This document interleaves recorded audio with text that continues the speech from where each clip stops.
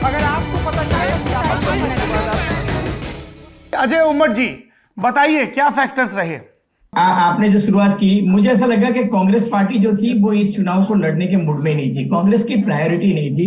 Congress high command has treated this election like has treated Gujarat like poor Cinderella. They were simply not bother. उनकी priority थी राहुल गांधी की road यात्रा, पद यात्रा। फिर हिमाचल में उनको लगता था कि भाई हम हिमाचल में चुनाव जीत पाएंगे क्योंकि वो हर 5 साल में वहां सत्ता परिवर्तन होता है। गुजरात में तो उनको पुनरावर्तन ही दिख रहा था क्योंकि कांग्रेस ने काफी सर्विस करवाई थी उनको, और उनको ये आकलन आ गया था कि इस बार आम आदमी पार्टी आ रही है और यहाँ कुछ दाल गलने वाली नहीं है। और तीसरा इंपॉर्टेंट कि जिसको गुजरात का प्रभारी बनाया था अशोक गहलोत, वो खुद ही काफी उलझे हुए थे। एक तरफ सचिन पायलट के साथ, दूसरी तरफ अपनी राजस्थान की गद्दी बचाने के लिए, तीसरी तरफ कांग्रेस पार्टी के अध्यक्ष ना बनने के लिए। तो किसी ने गुजरात के प्रति बहुत ध्यान नहीं दिया। चौथी बात कि इनके पास रिसोर्सेज भी नहीं थे पब्लिक मीटिंग करने के लिए, या लॉजिस्टिक जो होने चाहिए वो भी नहीं थे। नरेंद्र मोदी का करिश्मा अपनी जगह पे था डेफिनेटली, लेकिन कास्ट इक्वेशन जो थे वो इस बार विनेबिलिटी क्राइटेरिया लेके अमित भाई ने और मोदी जी ने जो सेट किए, और कांग्रेस पार्टी के जितने भी चैलेंजर उनको लगते थे सबको तोड़ तोड़ के वो भारतीय जनता पार्टी में ले आए। चाहे वो हार्दिक पटेल हो या अल्पेश ठाकुर हो या 19 टर्न कोर्ट्स को पिछले 2-3 महीने में उन्होंने ले लिया। कुछ को तो चुनाव के मतलब फॉर्म फाइन भरने के 1 या 2 दिन पहले भी ले लिया। मतलब जो चुनाव जीत सकता है उन सबको ले लिया। और आप अगर स्टेटिस्टिक्स देखोगे तो पता चलेगा कि 45 सीट्स ऐसी है जो आम आदमी पार्टी ने भी कांग्रेस पार्टी की बिगाड़ी है। तो कुल मिला के मुझे ऐसा लग रहा है कि बीजेपी ने तो बहुत ही अच्छे से माइक्रो प्लानिंग करके एक एक सीट पे उन्होंने प्लानिंग भी किया, जहां करना पड़ा डैमेज कंट्रोल किया, कोर्स करेक्शन भी किया। लेकिन कांग्रेस की ओर से कोई स्ट्रेटेजी बनाने वाला नहीं था, जो आज तक मुझे अहमद पटेल में दिखाई देती थी। अहमद भाई एक ऐसे व्यक्ति थे कि गुजरात में किसी भी कैंडिडेट को जरूरत पड़े तो पैसा से लेके संसाधन, लॉजिस्टिक, उसके एरिया में अगर राहुल गांधी या सोनिया गांधी, प्रियंका को लाना होता तो वो मैनेज कर पाते थे। इस बार ऐसा कोई नहीं था। गुजरात के एमएलए अगर आप पर्सनली बात करो तो उनको ये कहना था कि भाई हम किससे बात करें, खड़गे जी से और बाकी लोगों से। किसी की बैंडविड्थ नहीं थी, तो कम्युनिकेशन गैप भी था। और सोशल मीडिया में और बाकी जगह कांग्रेस ने कुछ नहीं किया। उनकी जो स्ट्रेटेजी थी वो बहुत मिजरेबली फेल हुई, और कांग्रेस पिछले 15-20 दिन में थोड़ी एक्टिव हुई। और राजदीप जानता है कि उनको एक अंडर करंट दिख रहा था जो कहीं था नहीं।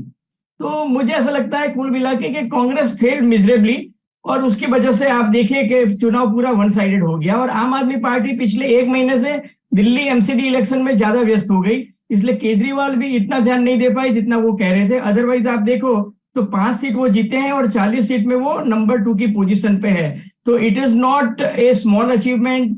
कोई पार्टी गुजरात में आए और 6 महीने में इतना परफॉर्मेंस कर जाए, मैं उसको अंडर एस्टिमेट नहीं करता हूं।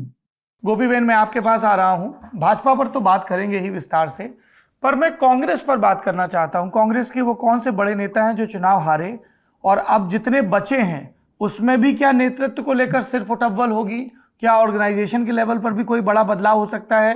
क्या अब ये कांग्रेस का मरसिया पढ़े जाने की शुरुआत है, या वो बाउंस बैक करेंगे? गोपी। देखिए सौरभ जी, जब हम पहले चुनाव से पहले बात करते थे तो हम यही बात करते थे कि कांग्रेस के लिए ये चुनाव अस्तित्व का सवाल है, और वही हुआ। 17 सीट पे आके कांग्रेस सिमट गई है। कांग्रेस के लिए मतलब ये तीनों पार्टियों के लिए कहीं ना कहीं इतिहास बनाने वाली बात है कि बीजेपी सबसे ज्यादा नंबर्स लेके आई, कांग्रेस सबसे कम नंबर लेके आई, और आम आदमी पार्टी जो है उसने अपना अकाउंट गुजरात के अंदर खोल दिया। तो ये तीनों इतिहास हो गया ये पूरा चुनाव। लेकिन सवाल यहाँ पे ये हो गया कि देखिए, जहां तक हम बात करते हैं कांग्रेस की, कांग्रेस के लिए ये था कि अगर वो इस बार नहीं कर पाई, क्योंकि 27 साल की एंटी इनकम्बेंसी थी, लगातार ये चीजें, लोग जो है वो महंगाई को लेकर सवाल उठा रहे थे, इतने आंदोलन हुए थे, लेकिन कांग्रेस जो है वो ग्राउंड पे कहीं नहीं दिख रही थी। कांग्रेस को के नेताओं से जब बात होती थी तो कांग्रेस के नेता ये कहते थे कि आपको आम आदमी पार्टी से ज्यादा सॉफ्ट कॉर्नर है, इसलिए आपको ऐसा लग रहा है कि आम आदमी पार्टी हमें डैमेज करेगी, अदरवाइज हमें आम आदमी पार्टी डैमेज नहीं कर रही है। लेकिन कल जब नतीजे आए तो 40 से ज्यादा ऐसी सीटें हैं जहां पर आम आदमी पार्टी ने बुरी तरीके से कांग्रेस को डैमेज किया है।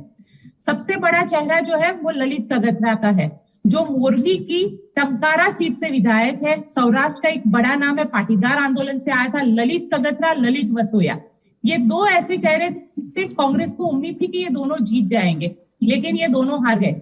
अमरेली का गढ़ अगर हम कहें कि परेश धानानी, अमरीश देव या प्रताप दुधात, जो आज दिन तक इतिहास में ऐसी करीब 7 सीटें थी जहां पर कभी बीजेपी जीत ही नहीं पाई थी, ऐसी 7 सीटों पर कांग्रेस हार गई है और बीजेपी जीत गई है। तो सवाल यहाँ पे ये है कि कांग्रेस ने खुद की ही ऐसी सीटें हैं जो बचाई नहीं। और दूसरी बात देखिए, जब चुनाव से पहले बात होती थी तो हम ये कहते थे, और आज भी कांग्रेस के अंदर ऐसा ही है कि चुनाव में कांग्रेस जो है एज अ पार्टी चुनाव नहीं लड़ती है, यहाँ पे इंडिविजुअल लीडर जो है वो चुनाव लड़ते हैं। अब वही जो इंडिविजुअल लीडर है उन्हीं टिकट दे रही है। अगर विधायक हो गए तो मतलब अगले साल का टिकट आपका कंफर्म माना जाता है कांग्रेस के अंदर, और वही चीजें कांग्रेस करती आई। अब कांग्रेस अगर देखें हम, तो कांग्रेस को अब खुद भी सोचना पड़ेगा कि कांग्रेस को किस तरीके से गुजरात के अंदर दोबारा से खड़े होना है, क्योंकि 17 सीट, आप 78 पे थे जब 2017 में चुनाव हुआ, और उसके बाद इतना बुरा हाल तो 2002 के दंगों के वक्त भी नहीं हुआ था सौरभ, क्योंकि मैंने 2002 के दंगों के बाद गुजरात के अंदर हिंदुत्व का वो वेव देखा था। लेकिन जो प्राइम मिनिस्टर नरेंद्र मोदी के जरिए इन 20 सालों में किया गया, वो विकास और हिंदुत्व का एक ऐसा कॉकटेल बनाया गया जो गुजरात के लोगों को बेहद पसंद है।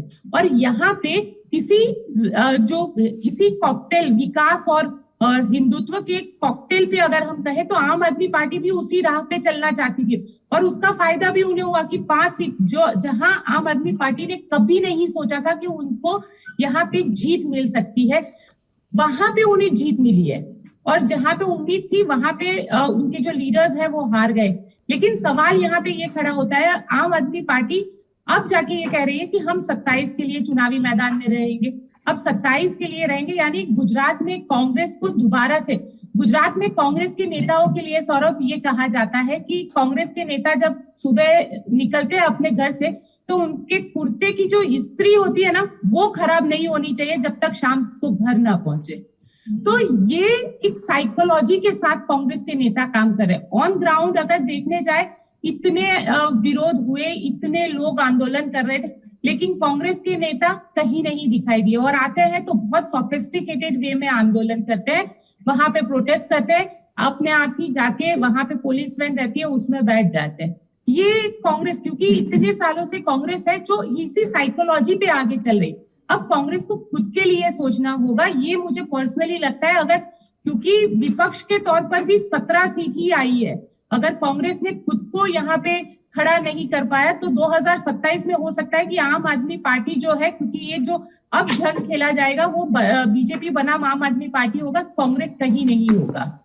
और ये जो तमाम बड़े चेहरे नजर आ रहे थे, फलाने राहुल गांधी के क्लोज हैं, ढिकाने बहुत प्रतिष्ठित पॉलिटिकल परिवार से आते हैं, उन सब का क्या हुआ?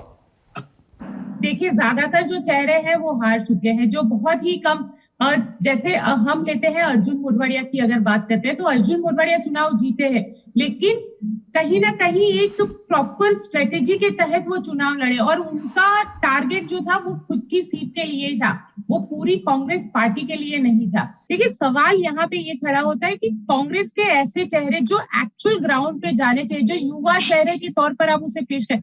आज हालात ये है कि कांग्रेस के साथ युवा चेहरे जुड़ना नहीं चाहते।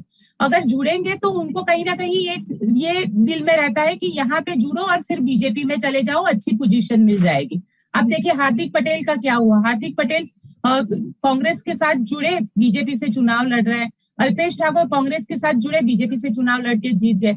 तो यही एक साइकोलॉजी जो है वो अब लोगों के जहन में भी आ गई है, और कांग्रेस को इसको लेकर भी सोचना चाहिए, क्योंकि पिछले 2007 से लेकर 2022 के इन सालों का अगर हम देखें तो करीब 60 से ज्यादा ऐसे नेता है जो कांग्रेस को छोड़कर बीजेपी में चले गए और बीजेपी में बहुत अच्छी पोजीशन पर है। तो एक नेताओं की भी ये साइकोलॉजी जो है वो गुजरात के अंदर सामने आती है कि कांग्रेस में जुड़े और उसके बाद 2, 4, 5 साल के बाद वो बीजेपी में चले जाएंगे।